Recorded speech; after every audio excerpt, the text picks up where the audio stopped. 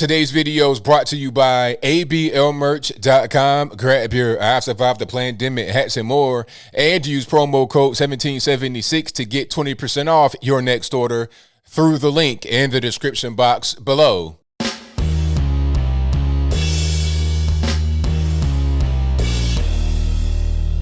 How's everybody doing? My name is Anthony Brian Logan, and today we got to talk about this very interesting video that comes from the Daily Caller. They did a man on the street type interview with a variety of people about this idea of rioting when it comes to police brutality. Is it a good thing? Is it a bad thing? Does it hurt? Does it help?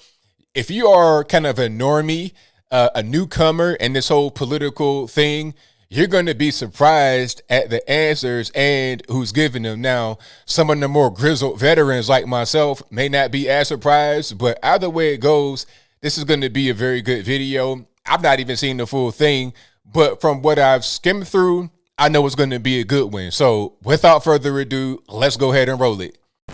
If you're being violent, if you're destroying property, I don't think that's cool. I think it's an okay form of protest. So already you're getting some interesting answers. I'm interested to see what kind of people respond and what they say. Hey, I'm Lisa with the Daily Caller. Today we are north of Minneapolis in Brooklyn Center, and we're in Washington, D.C., asking people what they think of riots and looting. Let's see what they say. What do you think about rioting? A lot of the looting that happened in Ferguson, just like here, is only caused by opportunists. Like, change needs to be made, and if it's not getting done in the traditional avenues, then rioting is a good option. So right away, you get my man right there.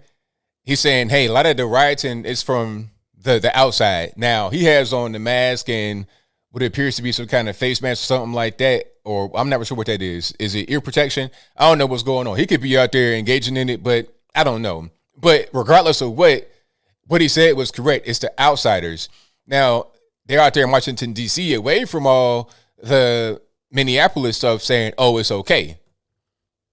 Guarantee you 9 times out of 10, the people that were looting are not from this area. If rioting is what gets people's attention, then I think that's necessary. When there's something like this goes on, the opportunistic people come out and they try to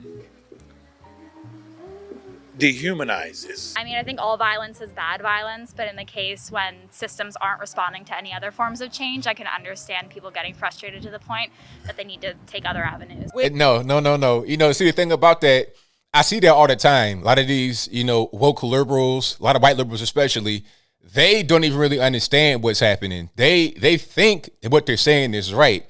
Oh, well, we tried this way, we tried that way, now we got to, like, what do you mean we? You have not tried anything. You don't even understand what's happening here. You're just reacting based upon how you think you should react versus what's the actual appropriate measure. Let's see what my man right here has to say. We ain't gotta be out here doing the dumb shit. The one that is doing the dumb shit is the ones that's taking this shit to a different toll. I think that there's a lot of systematic oppression within the United States, and that looting and rioting is very small in comparison to that. Word salad, big word salad. Now, they have on Black Lives Matter stuff. I see you have 2 white liberals right here, and then you have right here, where the curse is supposed to be, and then you have probably one biracial person. Those are 2 different separate. We have protesters and then we have rioters. We're human, and even the Black Lives Matter people that's out there are saying, hey, you got people that are protesting and people that are rioting. Now, if she wants to be out there with the Black Lives Matter, all this and that, and the third, and it's peaceful, then that's fine. I don't agree with their political ideology, but for goodness sakes, don't burn down your neighborhood. So what she said, I'm with it. And we want to be treated with respect, so we got to come out here and show we are human and bring respect. I do think that rioting is okay. And they disguise themselves as protesters, but really they're just out here just to cause damage.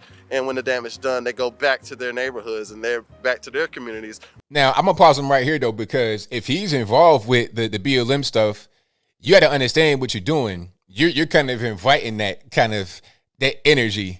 And if you're out there with them, you may not even want to be involved in the nonsense, the BS or whatever you want to call it, but you out there with them, so you're kind of an accomplice. Although you're kind of an unwilling accomplice, you're still out there with them. So you got to kind of reevaluate what you're doing if you're out there so-called protesting while they're out there doing their own thing for their own purposes. Where none of this is going on. I hesitate on when there's violence involved, but I also understand that when violence is involved, it's normally because there's no other way to get your point across. These little kids that have to look out here and see this, and nobody is concerned. I don't think rioting or any form of violence is okay, but I also understand that their voices have been silenced for a long time. A lot of rioters are just kind of using the situation to just steal stuff, and I don't stand by that. They feel like they're silenced, so that's what they're doing to make it loud.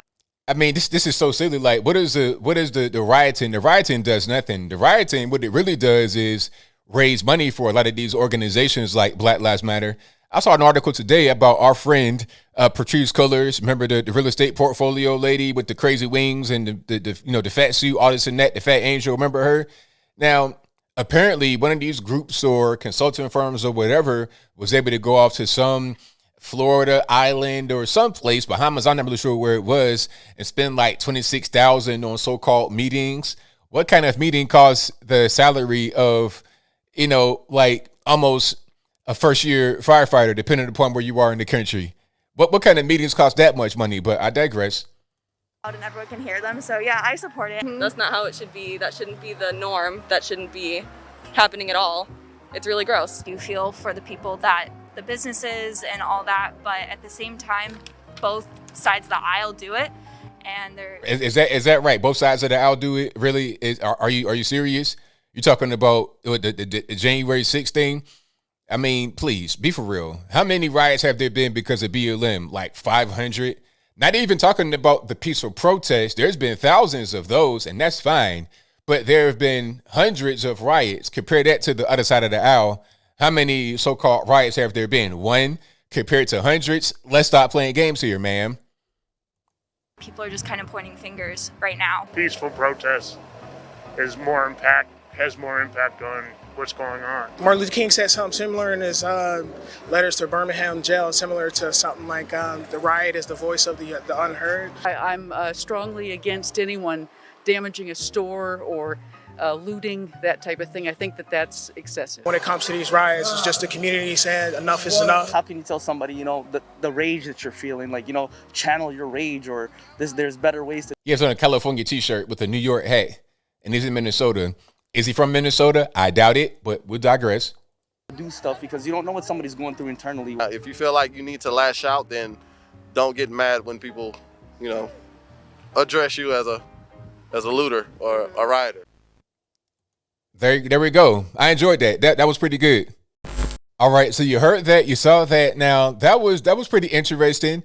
I like a lot of the woke liberal takes. You have to looking really nice, coming from a real nice family. I could kind of tell. It's kind of hard to judge a book by its cover all the time, just to look at somebody and say where they've come from, what they've been through. But you're generally kind of able to tell what's going on with somebody. A lot of these woke liberals, they don't really have the kind of life experience that they want to try to defend. You understand? Like, they're talking about, it's the riots or the voice of the voiceless. What do you mean voiceless? What are you talking about? People always, it's always some kind of highlight on these so-called communities. But the problem is, who's going to do anything? It really boils down to those that live there do something about where they live rather than trying to so-called cry out to the outside. And how are you going to get the outside's attention by destroying your own areas? Really, the areas that are being destroyed are not their own areas a lot of the time. My man from the beginning, what he said was right. It's a lot of outsiders that come in. This is how it usually happens, and then I wrap it on up, put the bow on the top. You have outside people that come in and agitate things for their own political purposes. Then you have the local hoodlums that engage in it with them. So if you see a riot that's happening like in the Brooklyn Center, Minnesota, Minneapolis, New York, LA, whatever, if you see it happening, you're going to see a lot of different agents, but you're not going to see the regular normie in the community just out there grabbing the flat screen TV. You're going to see the normal rabble rousers and some guys that kind of on the edge of rabble rousing get engaged with outside forces. That's usually how it goes. All right. I've seen these things get organized. You got guys and girls out there with signs and T-shirts and bullhorns, all this and that. I saw a U-Haul truck unload with this stuff. Like, they literally put a U-Haul truck up to the riot site and unloaded this stuff. You can't make it up. If I can find that video, I'll place it in the box so you can see it for yourself. That's what's going on. It's not an organic thing, really. It's orchestrated, and the outside people, they know they're going to get support from the local ne'er-do-wells, the hoodlums, okay? They know they're going to get them on their side. That's how these whole things devolve. So as I close, I want to say this. Shout out to everybody out there that's peacefully protesting.